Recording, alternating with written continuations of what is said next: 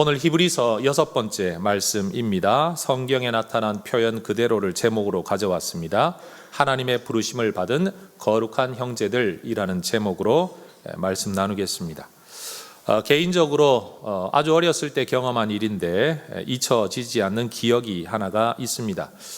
제 기억에는 대학 1학년 여름방학 때인 것으로 기억을 하는데 운전면허증을 따기 위해 학원에 잠깐 다닌 적이 있습니다. 함께 같은 타임에 수강하는 분들과 함께 커피숍에서 차를 한 잔 나눌 수 있는 기회가 있었는데 그 자리에서 무슨 일을 하는 사람인지 서로 자기소개를 할 때 저는 목사가 되기 위해 공부하고 있는 신학생입니다 라고 소개를 했습니다. 그런데 그 순간 한 10여 명이 앉아 있었는데 저쪽 한쪽 편에 앉아 있는 대학생으로 보이는 한 여성이 갑자기 혼자 이런 말을 하는 겁니다. 멀쩡하게 생긴 사람이 왜 그러고 사세요? 라고 저한테 이야기를 하는 겁니다. 그때 제가 뭐라고 대답을 했는지 그 뒤에 상황이 어떻게 되었는지는 전혀 기억이 나지 않습니다. 그런데 그분이 했던 그 질문의 문장만큼은 가끔씩 그리고 굉장히 또렷하게 생각이 납니다. 여러분, 그 사람의 말처럼 멀쩡하게 이렇게 잘생긴 제가 지금 이 시간 여기서 도대체 뭘 하고 있는 걸까요? 여러분은 이 자리에 이 시간에 왜 와 계십니까? 어쩌면 오늘 이 설교가 왜 우리가 여기에 있는지, 나는 왜 이렇게 살아가고 있는지에 대한 하나의 해답이 될 수 있을 것 같아요. 저는 이 설교를 준비하면서 갑자기 그때 일이 떠오르면서 설교를 해줄 수만 있다면 이 설교를 그 사람한테 들려주면 참 좋을 텐데, 그런데 여러분 30년 이상이 지나가지고 이제 도무지 누군지도 모르는 사람이라 이 설교를 유튜브라도 볼 수 있으면 참 좋겠다 싶습니다. 여러분, 히브리서의 1장과 2장의 어떤 단락에서 이 히브리서의 설교자는 예수님과 천사를 비교했었습니다. 그리고 오늘 3장 본문에 들어서면서 이 설교자는 예수님과 모세를 비교합니다. 여러분, 모세가 어떤 사람입니까? 이스라엘 민족을 이집트에서 건져낸 구원자일 뿐만 아니라 40년이나 그들을 이끌었던 대단한 지도자입니다. 종교적으로 보더라도 하나님의 율법을 받아 이스라엘 백성들에게 전해준 대리자였고, 또 하나님과 이스라엘 백성 사이에 정말로 하나님이 다 멸해버리겠다라고 말할 때도 내 목숨 가져가시고 살려주십시오라고 말할 만큼 참 대단한 중보자, 중재자였습니다.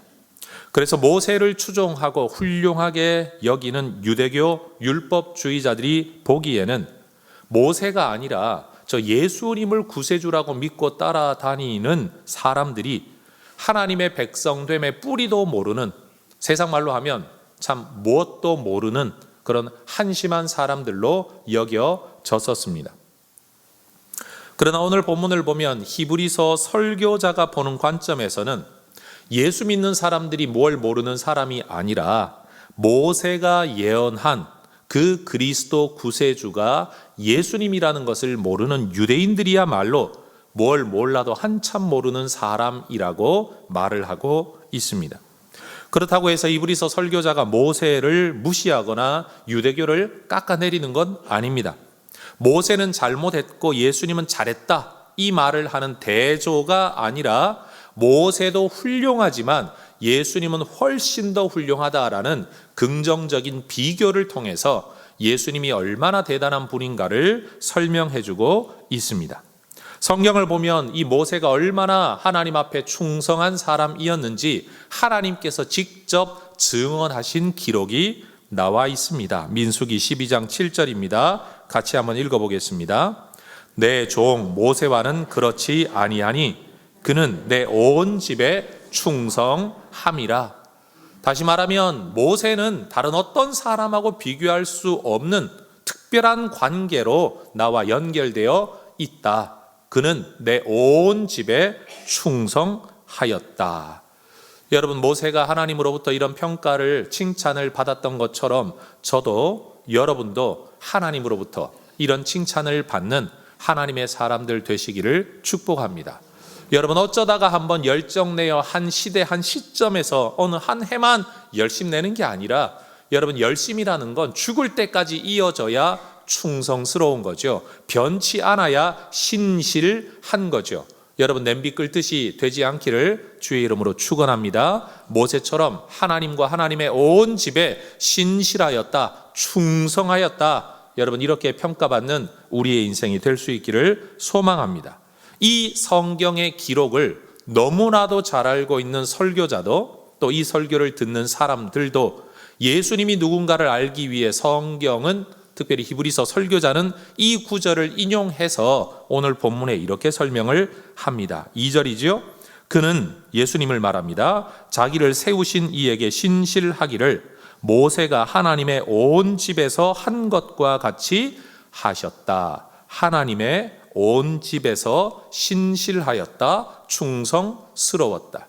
여러분 지금 히브리서 설교자가 지금 2절의 문장을 사용하고 있을 때 성경을 알고 있는 사람이라면 민수기 12장 7절의 말씀을 기억했을 겁니다. 이 표현은, 저 사람이 쓰고 있는 표현은 자기 말이 아니라 성경에서 가져온 표현이다 라는 것을 말입니다. 저는 이 시점, 이 타이밍에 여러분에게 이런 부탁드리고 싶습니다.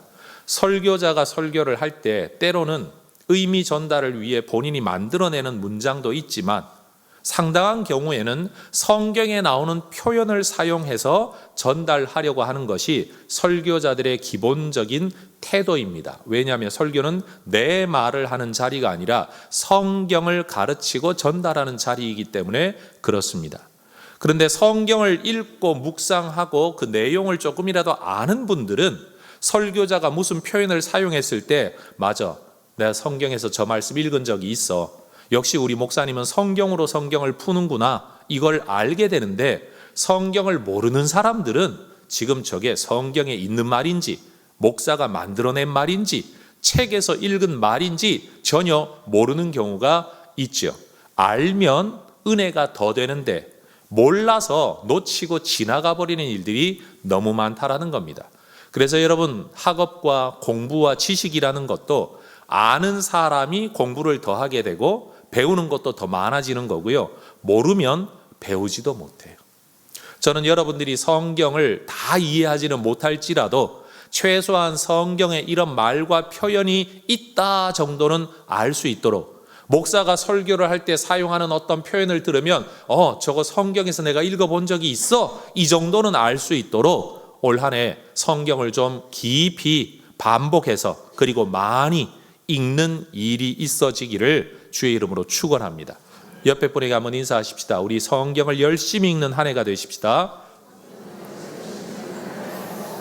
아마 어떤 분 그러시겠죠. 목사님 성경 읽으면 뭐합니까? 뜻도 모르는데 그 뜻 모르니까 목사가 설교를 하는 거 아니겠어요?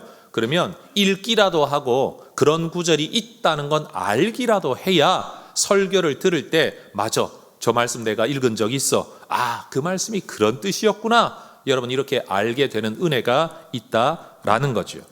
지금 히브리서의 설교자는 바로 이 민수기의 말씀을 인용하면서 너희가 알고 있지, 하나님이 말씀하셨어, 모세는 하나님의 온 집에서 충성했다라는 이 말씀이 있지만 예수님도 하나님의 온 집에서 모세 이상으로 충성하였다라고 지금 말을 하고 있는 거죠.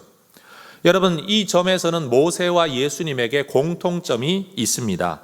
예수님과 모세는 그 권위에 있어서 자기가 나서서 일을 한 게 아니라 하나님이 보내시고 세우셔서 이 일을 하고 있다는 점에서 공통점이 있습니다. 하나님이 예수님도 보내셨고 모세도 보내셨죠. 하나님이 모세도 세우셨고 예수님도 세우셨다라는 겁니다. 그리고 예수님과 모세는 그 사역을 하는 태도에 있어서 공통점이 있습니다. 사역 태도가 무엇입니까? 신실하고 충성스러웠다라는 겁니다. 그리고 예수님과 모세는 사역의 현장 그리고 그 사역하는 일에 있어서도 공통점이 있습니다. 신실함과 충성스러움이 자기 자신을 위한 게 아니라 하고 싶은 일을 위해서가 아니라 하나님의 온 집에서 하나님의 집을 위한 일에 신실하고 충성스러웠다라는 겁니다. 이것이 모세와 예수님의 공통점입니다. 그러나 이어지는 성경 구절을 읽어보면 모세의 신실함과 충성과 예수님의 그것 사이에 차이점도 있다라고 설교를 하죠. 자, 3절부터 6절을 제가 읽어보겠습니다. 그는 모세보다 더욱 영광을 받을 만한 것이 마치 집 지은 자가 그 집보다 더욱 존귀함 같으니라. 집마다 지은이가 있으니 만물을 지으신 이는 하나님이시라. 또한 모세는 장래에 말할 것을 증언하기 위하여 하나님의 온 집에서 종으로서 신실하였고 그리스도는 하나님의 집을 맡은 아들로서 그와 같이 하셨다라고 말합니다. 여러분, 예수님과 모세 차이가 뭡니까? 한마디로 하면 모세는 일꾼과 종으로 충성스러웠고 예수님은 주인 그리고 주인의 아들로 충성스러웠다라는 겁니다. 신분의 차이입니다. 그래서 여러분, 예수님과 모세가 받게 될 영광이 다릅니다. 여러분, 직장인이 받는 연봉하고 그 기업의 오너가 받는 연봉은 비교할 수도 없는 것 아니겠습니까? 하나님 나라라는 그 집의 주인, 그 주인의 아들이신 예수님이 받을 영광과 그 집에서 한 모퉁이 충성스러웠던 일꾼이었던 한 시대를 섬겼던 모세가 받을 영광은 차이가 있다라는 겁니다. 그리고 모세는 장래에 말할 것을 위해 신실하였다라고 말합니다. 그런데 예수님은요, 하나님의 집을 맡은 아들로서 신실했다라고 말합니다. 저는 이것을 좀 다르게 표현하고 싶어요. 히브리서에서 사용된 다른 표현을 빌어오면 여러분 10장 1절에 보면 장차 오는 좋은 일이라는 표현이 등장합니다. 모세는요, 장차 오는 좋은 일, 구원의 일, 완벽한 예수 그리스도로 말미암은 구원의 일을 바라보고 그 일이 이루어지기 위한 전 단계에서 충성스러웠을 뿐입니다. 그러나 예수님은 장차 오는 그 일을 완전히 이루신 분으로 충성스러웠다라는 겁니다. 그러니 여러분, 예고하기 위해 아주 조금 성실했던, 신실했던 모세, 예고편이 아니라 본편 자체를 완전히 이루어버린 예수님, 그 영광에는 차이가 있는 거죠. 더군다나 모세는 이 신실한 섬김과 충성 가운데서도 여전히 자기 분을 이기지 못하고 한순간에 범죄로 말미암아 약속의 가나안 땅까지 이스라엘 백성을 인도해 들어가지를 못했습니다. 중도 탈락해버렸습니다. 위대하지만 실수가 있었다라는 겁니다. 그러나 예수님은 우리의 구원을 위해 수고하시다가 중도 탈락하신 게 아니라 끝까지 하나님의 영광에 우리를 이끌어 들어가게 하신 분이라는 점에서 모세의 충성과는 비교할 수 없는 완성을 이루신 예수님이라는 겁니다. 그게 다가 아닙니다. 모세는 그리스도를 예언한 인물이고 예수님은 모세가 예언한 바로 그 그리스도라는 점에서 여러분, 모세와 예수님은 완전한 차이가 있죠. 예수님께서 이렇게 말씀하신 적이 있습니다. 요한복음 5장 46절, 모세를 믿었더라면 또 나를 믿었으리니 이는 그가 내게 대하여 기록하였음이라. 너희가 모세를 믿고 있냐? 모세를 그렇게 신뢰하냐? 그럼 너 이거 알고 있냐? 모세가 나에 대해 기록했다는 거 알고 있냐? 아마 사람들 굉장히 뜨악했을 겁니다. 도대체 모세가 언제 예수님에 대해 이야기한 적이 있냐? 신명기 18장 15절에 이런 말씀이 있습니다. 내 하나님 여호와께서 너희 가운데 너의 형제 중에서 너를 위하여 나와 같은 선지자 하나를 일으키시리니 너희는 그의 말을 들을지니라.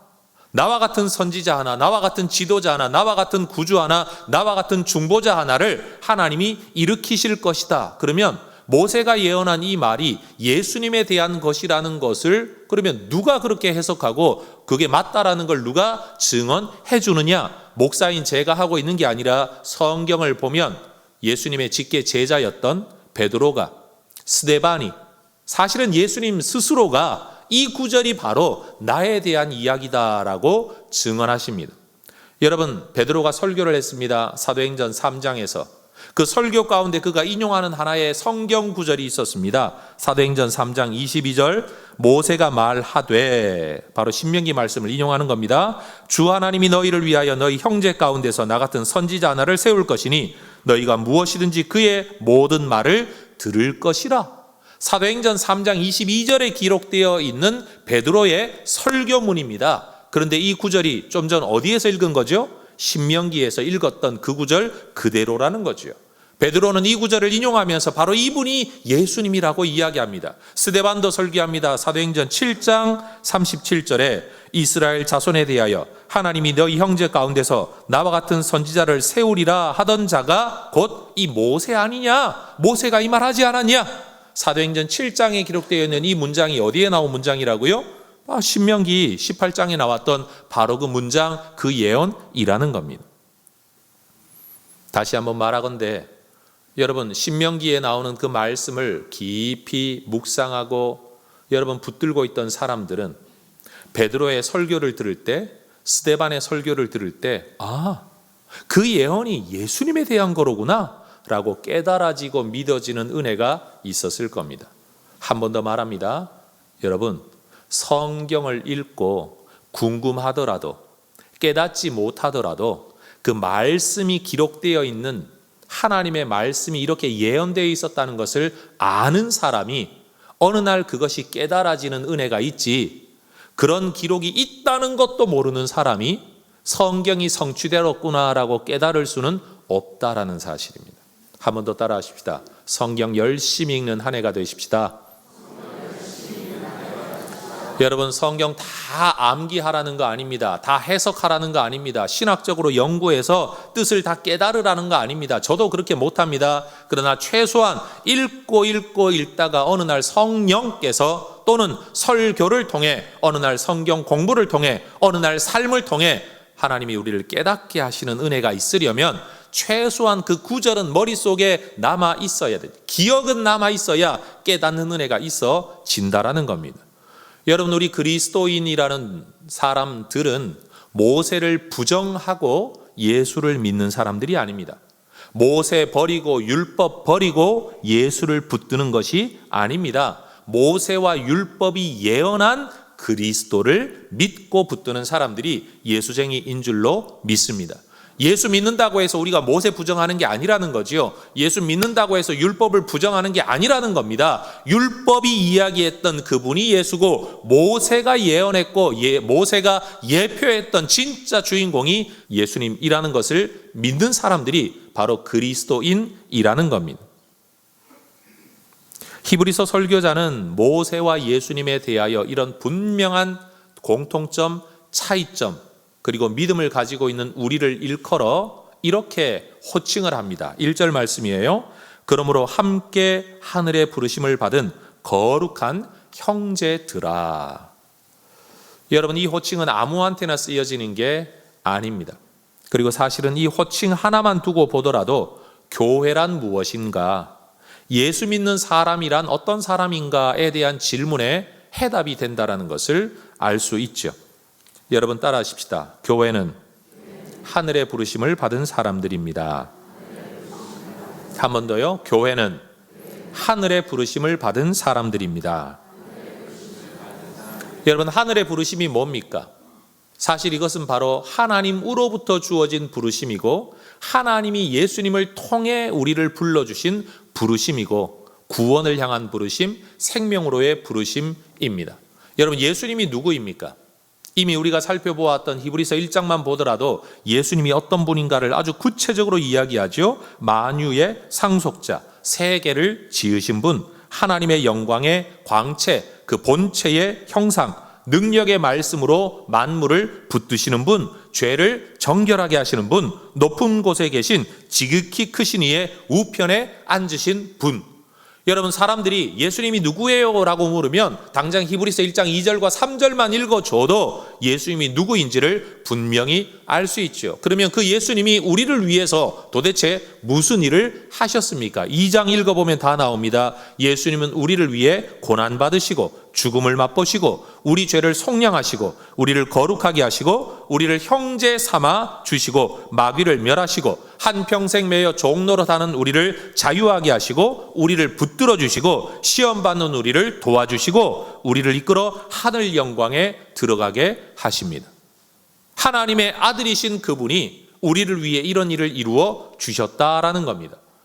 여러분, 예수님이 누구인가를 알려면 히브리서 1장 2, 3절만 읽으면 되고, 그 예수님이 우리를 위해 무슨 일을 해주셨는가를 알려면 여러분 히브리서 2장의 앞부분만 읽어도 우리는 이렇게 분명한 해답을 얻게 된다라는 겁니다. 여러분들이 혈통적 유대인이 아닙니다. 또 율법을 철저하게 지키는 사람들도 아닙니다. 그런데 하나님께서 이런 우리에게 구세주를 보내어 주셔서 예수님으로 말미암아 이런 은혜를 받게 하셨다. 그래서 교회는 하늘의 부르심을 받은 사람들, 하늘로의 부르심을 받은 사람들, 구원으로 부르심을 받은 사람들이 교회라는 겁니다. 두 번째는요, 따라하십시다. 교회는 하늘의 부르심을 함께 받은 형제들입니다. 자, 첫 번째는 하나님의 부르심을 받았다 그랬어요. 그런데 한 표현이 더해지죠. 함께 하늘의 부르심을 받은 형제가 된 사람들이 교회입니다. 여러분, 우리가 딱 이 땅에 태어나자 우리의 성별, 우리의 성씨, 그리고 우리의 부모님, 심지어 우리의 형제, 내가 속한 나라가 다 결정되어 있었습니다. 여러분, 내가 태어나는 그 순간 그것은 주어지는 것입니다. 우리가 예수를 믿는 그 순간 우리는 하나님 나라 백성, 교회로 태어나는 것입니다. 여러분, 교회는 선택하는 게 아닙니다. 교회로 태어나는 것입니다. 사람으로 태어날 때 우리의 모든 것이 결정되는 것처럼 예수 믿는 그 순간 우리는 교회로 태어납니다. 물론 내가 그 많은 하나님의 교회 공동체 안에서 어떤 지역 교회를 선택해 살아갈 것인가 하는 것은 우리가 선택할 수 있습니다. 내가 인간으로 태어났는데 그 인간으로 어떻게 살 거냐 하는 건 우리가 선택할 수 있는 것처럼, 여러분, 우리는 하나님의 교회로 태어나고 그리고 어떤 교회로 살 것이냐에 대하여 하나의 지역 교회를, 하나의 신앙적 색깔들을 우리가 선택하는 겁니다. 그러니 여러분, 우리는 이 부르심을 함께 받았다, 형제가 되었다라는 건 우리가 결정하는 일이 아니라 주어지는 거라는 겁니다. 여러분, 혹시 여기서 형제를 선택하신 분이 있으십니까? 형제는 타고나는 겁니다. 제 말 맞죠? 여러분, 우리가 예수를 믿는 그 순간 예수 믿는 모든 사람들이 우리의 형제로 타고나는 겁니다. 전 우리 혜성 가족들에게 말하고 싶습니다.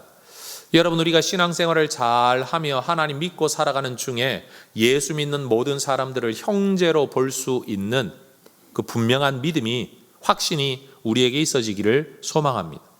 여러분, 이웃하고 있는 많은 지역 교회들이 있는데요. 여러분, 이 교회들과 경쟁하려는 것 자체가, 저 교회보다 우리 교회가 더 잘 되어야 된다는 생각 자체가 얼마나 이상한 생각입니까? 여러분은 형제보다 돈 더 벌고 싶습니까? 나는 형제보다 무조건 잘 살아야 돼, 이런 생각 하시는 분 있나요?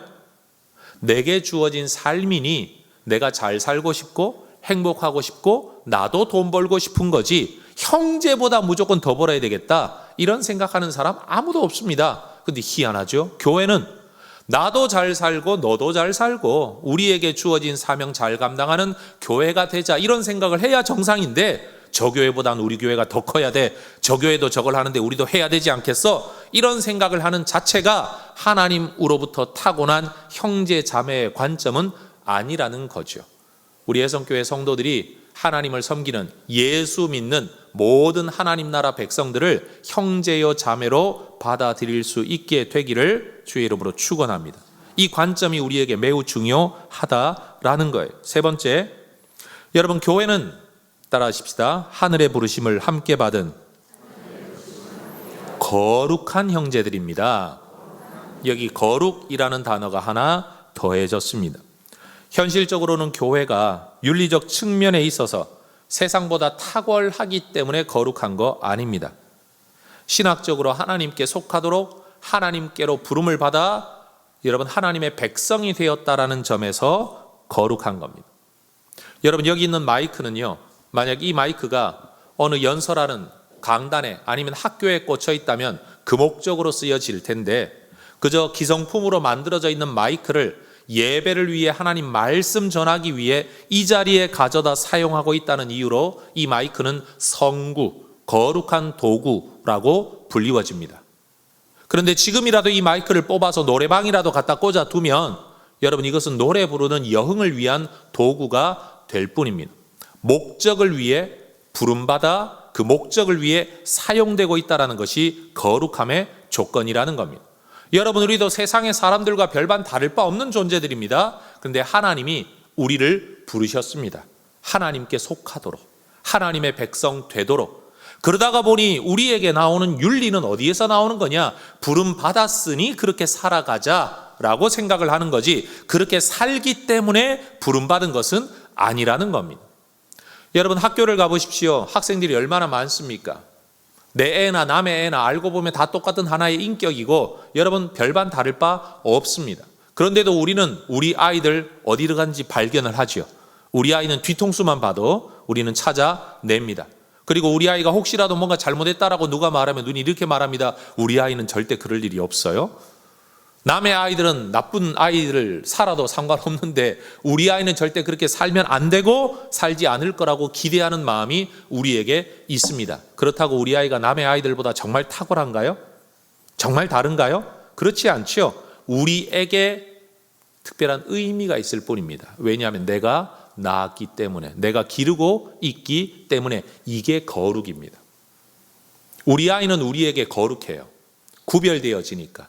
다른 많은 학생들과는 내게 다른 의미를 가진 존재이기 때문에 거룩하다라는 말입니다. 이게 성경이 말하는 거룩의 의미입니다. 그렇게 우리에게 별도로 구별된 자녀이기 때문에 이 아이들도 세상의 모든 어른을 잘 공경해야 되지만 부모님에게는 특별히 효를 다해야 되는 것이 그 아이에게 주어진 책임이죠. 우리에게 바로 그런 책임이 주어져 있다라는 겁니다. 따라하십시다. 우리는 하늘의 부르심을 함께 받은 거룩한 형제들입니다. 여러분, 이게 바로 교회라는 것입니다. 그뿐만이 아닙니다. 본문 2절에서부터 6절에 보면 매 구절마다 반복되는 단어가 있습니다. 2, 3, 4, 5, 6절에 매 구절마다 나오는 단어 뭘까요? 집이라는 단어입니다. 집이라는 단어에 하나님의 집 또는 하나님의 온 집이라는 표현으로 나타나는 이 집이라는 표현. 히브리서 설교자가 말하고 있는 집이라는 것은 건물을 말하는 게 아닙니다. 성전 일컫는 말이 아닙니다. 6절의 말씀을 미리 잠깐 넘어가 보면 우리가 소망의 확신과 자랑을 끝까지 굳게 잡고 있으면 우리는 그의 집이라. 따라하십시다. 우리가 집입니다. 다시요. 우리가 집입니다. 여러분, 하나님이 우리를 집으로 부르셨대요. 하나님의 집으로 우리를 부르셨대요. 그리고 하나님께 속한 우리를 집이라고 말을 하는 겁니다. 우리가 너무 속상하면 이런 말 하죠. 집구석이 뭐 이래? 라고 말을 할 때 그 집이라는 것은 여러분, 가족에 속해 있는 우리의 모든 구성원들과 우리가 살아가는 환경, 모든 처지를 일컫는 아주 대명사와 같은 말이 집구석이라는 말이죠. 여러분, 우리는 하나님의 집구석입니다. 여러분, 하나님이 우리를 집으로 불러주셨다라는 거예요. 하나님 안에 있는 우리가, 하나님 안에서 소망을 붙들고 자랑을 붙들고 있는 우리가 바로 하나님의 집이라는 겁니다. 따라하십시다. 교회는 하나님의 집입니다. 그러니 여러분, 오늘 본문을 보면 교회가 무엇인지를 너무 분명하게 보여주죠. 그러면 교회로 부름받은 우리는 어떻게 살아야 되냐? 오늘 몇 가지의 권면이 있습니다. 1절 하반절을 보십시오.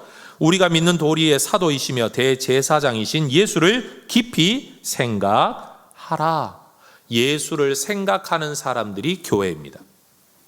말을 바꾸면 교회는요, 예수를 생각해야 합니다. 여러분, 예수를 생각하지 않는 사람은 교회일 수가 없습니다. 교회로 살아가려면 예수님을 생각해야 합니다. 여러분, 그러면 예수님에 대하여 무슨 생각을 해야 되냐? 오늘 구절은 그렇게 말해요. 우리가 믿는 도리. 믿는 도리라는 말을 한 단어로 바꾸면 고백이라고 말할 수 있습니다. 우리는 뭘 믿고 있는 사람들이냐? 우리가 믿고 있는 그 모든 도, 길, 리, 원리는 뭐냐? 하나의 고백이죠. 그 고백은 뭐냐 하면 히브리서 설교자가 말하는 것처럼 하나님에 의하여 우리에게로 보냄받아 우리의 죄를 하나님과 해결해주는, 하나님 사이에서 해결해주는 대제사장, 구세주 그리스도, 그렇게 보냄받은 사도로 예수님이 오셨다라고 믿는 것이 우리의 고백이고 우리가 믿는 도리입니다. 자, 따라하십시다. 예수님은 그리스도이십니다. 다시 예수님은 사도이십니다. 다시 예수님은 대제사장이십니다. 여러분, 예수님이 어떤 역할을 하느냐에 따라서 예수님에 대한 호칭과 지칭이 이렇게 달라지는 거예요. 여러분, 예수님은 하나님께로부터 우리에게로 세상으로 보냄받아 천사보다 약간 못한 존재로 이 땅에 오셔서 여러분, 고난받고 죽음을 맛보시고 행하셨던 그 모든 일들이 뭐냐? 보냄받은 분이라는 점에서는 사도라고 일컬어지는 것이고, 하나님과 우리 사이를 화목되게 하셨다라는 점에서는 그분은 바로 대제사장이시고 우리의 구세주가 되신다는 점에서는 그리스도이시다라고 성경이 말을 하고 있다라는 겁니다. 그런데 이제 그 그리스도께서 우리를 세상으로 보내십니다. 요한복음 17장 18절, 아버지께서 나를 세상에 보내신 것 같이 나도 그들을 세상에 보냅니다. 다른 말로 하면 나도 너희를 세상에 보내노라라는 겁니다. 여러분, 예수님이 우리를 세상에 보내셨기 때문에 우리는 예수님의 사도입니다. 예수님이 우리를 세상에 왜 보내십니까? 세상이 하나님과 화목되게 하도록, 이 구원의 길, 사죄의 길을 알리게 하려고 우리를 보내셨기 때문에 우리는 제사장들입니다. 예수님의 가르침을 물려받고 그 가르침을 그대로 전달한다는 점에서 교회는 사도적 공동체입니다. 그리고 교회는 세상 가운데 나가 사람들이 하나님과 화목하게 되어 예수 생명, 하나님 생명 안에 들어오도록 중재하는 역할을 한다라는 점에서 교회는 제사장적입니다. 여러분, 전도가 뭡니까? 전도는 사람을 교회로 데려오는 게 전도가 아닙니다. 전도의 본질은 하나님 모르고 하나님 없이 하나님 밖에서 생명 없이 살아가는 사람들에게 하나님과 화목하게 되어 하나님의 생명, 예수 생명 안에 들어오도록 역할하는 것, 그게 전도입니다. 그래서 여러분, 진짜 전도는 사람들을 억압하고 굴복시키고 논리로 이기고 하는 것이 아니라, 사람들의 목을 끌고 교회로 데려다 앉히는 게 아니라 하나님과 화목되게 만드는 것이 진짜 전도라는 겁니다. 그래서 다시 말하건대 전도의 결과는 세례이어야 합니다. 전도의 결과는 교회 출석이 아닙니다. 전도의 결과는 세례이어야 합니다. 세례가 본질적으로 뭡니까? 예수님과 화목됨을 공개적으로 고백하고 하나님의 사람으로, 하늘 백성으로 완벽하게 거듭났음을 온 만천하에 공포하는 그 자리죠. 그러니 여러분, 진짜 전도, 사람들을 세례받게 하는 자리로 이끌어오는 거다. 이미 세례받은 사람 교회로 다시 데려오는 거, 그거 인도하는 겁니다. 여러분, 교회 한번 다녀보라 라고 하는 것도 다 인도하는 겁니다. 진짜 전도는 그 사람이 예수님과 화목하게 되게 하는 것, 그것을 공적으로 인정받을 수 있는 자리에까지 인도하는 것. 여러분, 이 전도를 우리 해성교회 성도들이 열심히 해낼 수 있기를 축복합니다. 왜냐하면 주님이 이 일을 하라고 우리를 보내셨기 때문입니다. 따라하십시다. 교회는 사도적 공동체입니다. 한 번 더, 교회는 제사장적 공동체입니다. 그렇기 때문에 교회는요, 모여있는 사람들끼리 우리가 하고 싶은 일을, 우리가 선호하는 일, 하기 싫은 일은 하지 말고 하고 싶은 일만 하자, 우리가 하고 싶은 방법대로 하자, 이런 동호회가 아닙니다. 교회는 해야 할 일이 주어졌습니다. 사도로 주어졌습니다. 사명 공동체입니다. 우리가 원하면 하고 원치 않으면 안 하는 그런 공동체가 아니라는 겁니다. 여러분, 위임받은 사명 공동체. 그렇기 때문에 우리는 이 예수님의 가르침이 뭔지, 예수님이 누구이신지, 예수님이 우리에게 무엇을 원하시는지를 여러분 굳게 잡아야 합니다. 굳게 잡는다라는 말은 고수하라라는 말입니다. 받아들이고 붙들어 고수하며 지켜가라, 실행해라, 이루어내어라 라는 겁니다. 그래서 6절은 말씀하지요. 우리가 소망의 확신과 자랑을 끝까지 굳게 잡고 있으면 우리는 그의 집이라. 여러분, 이 구절은 우리가 잡고 있으면 그의 집이다. 그의 집이기 때문에 잡아야 되지만 이걸 잡고 있어야만 집이 된다라는 겁니다. 여러분, 교회가 만약 사도적 사명을, 선지자적 사명을, 제사장적 사명을, 사역, 운명, 공동체의 사명을 제대로 감당하지 않는다면 교회라고 말을 할 수가 없다. 그건 기능을 잃어버린 맛을 잃은 소금이다 라고 성경은 말하는 겁니다. 여러분, 이 도리를 굳게 잡는 우리 모두가 될 수 있기를 축복합니다. 이 도리의 핵심은 이런 겁니다. 6절의 말씀에 근거하면 예수가 우리의 소망이다. 예수만이 우리의 확신이 된다. 예수만이 우리의 자랑이다. 사실은 진짜 예수쟁이로 살아가는 것, 이게 굳게 잡는 거죠. 저는 질문하고 싶습니다. 여러분은 그리스도인의 모습을 고수하고 있습니까? 언제 어디서든지 나는 예수의 사람이다. 나는 교회다. 나는 선지자적 사명을 받은 사람이다. 사도적 사명을 받은 사람이다. 제사장적 사명을 받은 사람이다. 나는 사역으로 부름받은 사명자이다. 이것을 고수하고 있냐라고요. 히브리서에는 전체적으로 이 권면이 반복됩니다. 앞으로도 살펴보게 되겠지만 3장 14절, 우리가 시작할 때에 확신한 것을 끝까지 견고히 잡고 있으면 그리스도와 함께 참여한 자가 되리라. 끝까지 견고히 잡아라. 4장 14절, 그러므로 우리에게 큰 대제사장이 계시니 승천하시니 곧 하나님의 아들 예수시라. 우리가 믿는 도리를 굳게 잡을지어다. 여러분, 이렇게 굳게 잡고 전념해서 살아간다라는 점에서 교회는 어떤 면에서 보면 옹고집이고 외골수, 좋게 말하면 교회는 장인이 되어야 합니다. 이것만을 붙들고 거기에 인생을 걸고 끝까지 그 길을 걸어가는 어떤 장인들처럼, 여러분, 예수쟁이들은요, 예수에 관한 장인이 되어야 합니다. 여러분, 우리가 그런 사람들 될 수 있기를 축복합니다. 오늘 성경은 교회가 무엇이냐, 교회는 어떤 사람들이냐, 교회는 뭘 하는 사람들이냐라는 것을 우리에게 아주 분명하게 가르쳐 줍니다. 예수님이 누구인가를 분명하게 가르쳐준 이 히브리서의 설교자가 이제는 교회가, 그리스도인이 무엇이며 누구인가를 가르쳐주고 있다라는 겁니다. 마지막 한 가지 주제를 언급하고 이 설교를 마치려고 합니다. 질문 한번 해보겠습니다.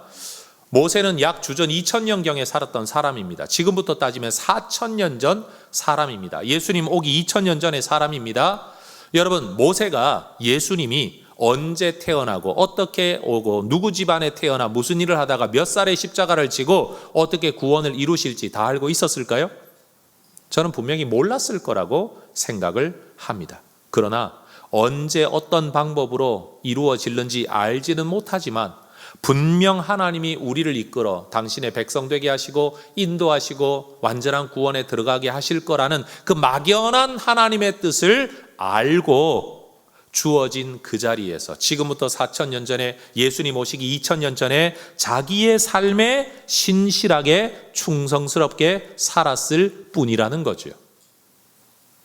그런데도 그를 하나님은 사용하셔서 마치 예수님과 비견될 만한 훌륭한 인물로, 사실은 얼굴도 보지 못한 우리가 모세가 기록한 그 책들로 하나님을 알고 천지 창조를 알고 구원 역사를 알 수 있는 인물로 하나님이 그를 사용하셨다라는 겁니다.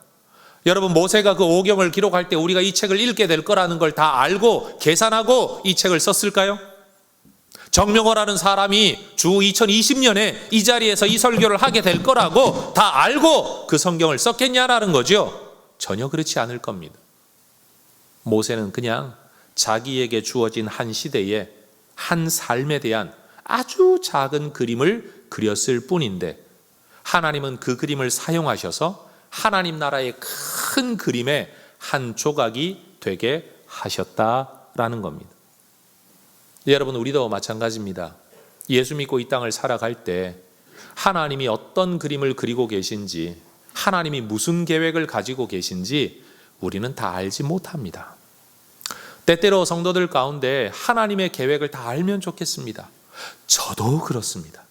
그런데 모릅니다. 알지 못합니다. 우리의 머리로는 도무지 계산할 수가 없습니다. 그 경우의 수를 우리는 다 이해할 수도 없습니다. 수학 공식 하나도 이해 못하는 우리를 머리를 가지고 여러분, 그런 물리적인 수학적인 계산도 아닌 하나님 나라의 그 오묘한 일을 우리가 어떻게 알 수 있겠습니까? 때때로 어떤 성도들은 하나님의 뜻을 몰라 뭘 못하겠다, 하나님의 계획이 뭔지를 모르겠다, 나를 향한 주의 뜻이 뭔지를 모르겠다. 그래서 내가 일을 못하겠다라고 생각하는 분들이 혹 계실지도 모르겠습니다. 그런 여러분에게 저는 말하고 싶습니다. 하나님의 큰 계획은 몰라도 지금 당장 내게 주어진 말씀이 분명하고 지금 당장 그 성경을 붙들고 앉아 내가 깨달을 수 있는 만큼이라도 순종하며 작은 그림을 그리며 살아가다가 보면, 신실하게 충성스럽게 살아가면 하나님이 우리의 삶을 이용하시고 사용하셔서 하나님 나라의 큰 그림을 이루어 가실 거라는 거죠. 나는 하나님 나라의 점 하나 찍는 걸로 끝나지만 하나님은 그 점을 가지고 용을 그리실 수도 있고 범을 그리실 수도 있고 집을 그리실 수도 있고 엄청난 일을 이루어 가실 거라는 겁니다. 여러분, 저는 우리 혜성교회 성도들이 지금 이 자리에서 이 시대를 살아가고 있지만 하나님 나라는 고사하고 대한민국도 우리가 지금 이해 못할 요지경 속에 빠져 있지만 지금 우리가 해야 할 일이 뭐냐? 지금 내게 주어진 예수 복음을 붙들고 그리스도인 그리고 교회라는 이 이름으로 오늘을 성실하게 살아가는 겁니다. 여기에서부터 시작되어야 합니다. 여러분, 길거리에 나가기 전에 가정을 먼저 지키시기를 주의 이름으로 축원합니다. 세상을 논하고 정치를 논하기 이전에 여러분의 신앙을 먼저 붙드시기를 주의 이름으로 축원합니다. 전 우리가 진짜 그리스도인, 진짜 교회로 이 시대를 살아내면 비록 우리는 눈앞에 있는 일들만 가지고 살아가지만 하나님께서 큰 그림 그리실 줄로 믿습니다. 그 큰 그림 몰라 작은 그림도 그리지 않으려는 불성실한 인생들, 그리스도인들 되지 않기를 소망합니다. 기도하겠습니다.